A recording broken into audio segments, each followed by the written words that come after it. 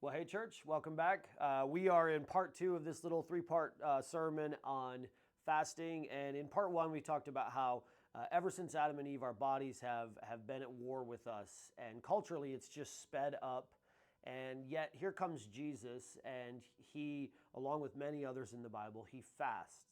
And when he fasts, he gives us not only not only is he showing us that he's a better covenant than the law, the covenant of the law, and that he's able to do things that Adam and Eve could not do, but he's also fasting to give us a blueprint for spiritual strength in our lives. And he's showing us that he was depicting God's original intent. See, man over plants and over animals was what God was saying in Genesis. He said, you're going to have dominion over the plants, you're going to have dominion over the animals. And then this was all broken when a snake, an animal, used food to hold power over us. And then he's fasting to show us that there is a powerful weapon to fight back against our enemy and the idol that so many of us are bowing down to, which is our bodies. Now, we don't like to admit that. We don't like to hear that. Most of us would say, oh, no, I'm not. And yet only 10% of Americans, this includes Christians, fast.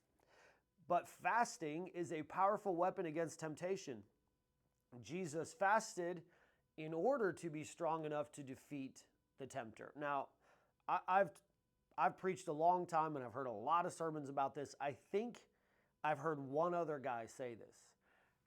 We often think that the devil tempted Jesus because he was so hungry and he was weak and he was worn out, and he's like, that's when the devil comes after us. So if you fast, be prepared to be attacked.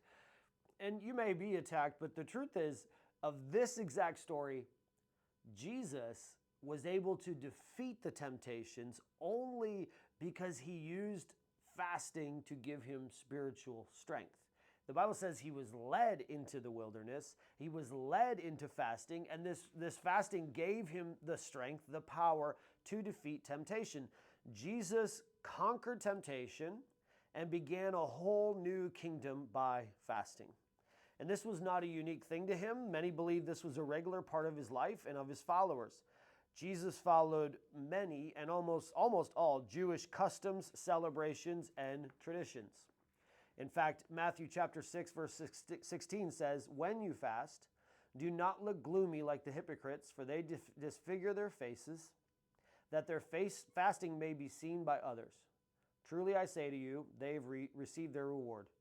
But, now look at this, when you fast. Jesus is not saying if you fast, or if you feel like you should, or if your body's telling you that you should, or if you believe you should. He's saying when you fast.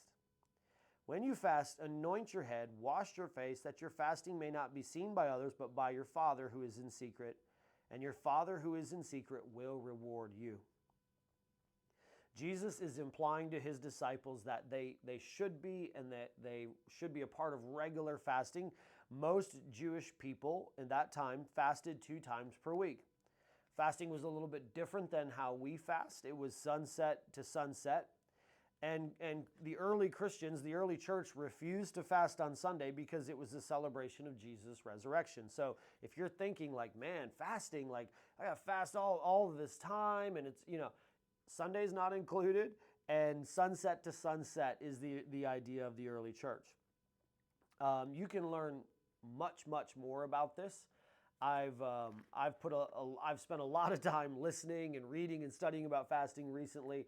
And I'm just at the tip of the iceberg. There's a group called Practicing the Way, and I've been listening to them, and most of this content comes from them.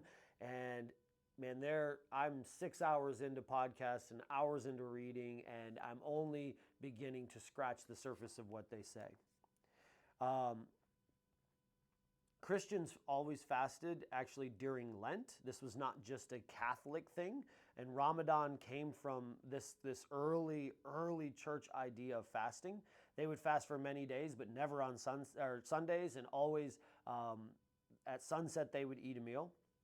And almost all of Christianity of all denominations, thoughts, whatever, they almost all did this until America. Coincidentally, less than 10% of Americans fast. And yet we struggle so mightily with making our bodies into an idol or into an insecurity. Our bodies are ruling over us, and they're making themselves into idols, or they're making us insecure because we're looking at other people who are making their bodies idols, and then we're insecure, and it's our bodies ruling over us has caused pandemonium in so much of American lives today. In fact, 30% of American children are obese, and nearly 2/3 of Americans are. And so this is a little bit of information about fasting, and then we'll take a break and we'll come back and we'll talk about fasting, and we'll kind of summarize and wrap this whole thing up.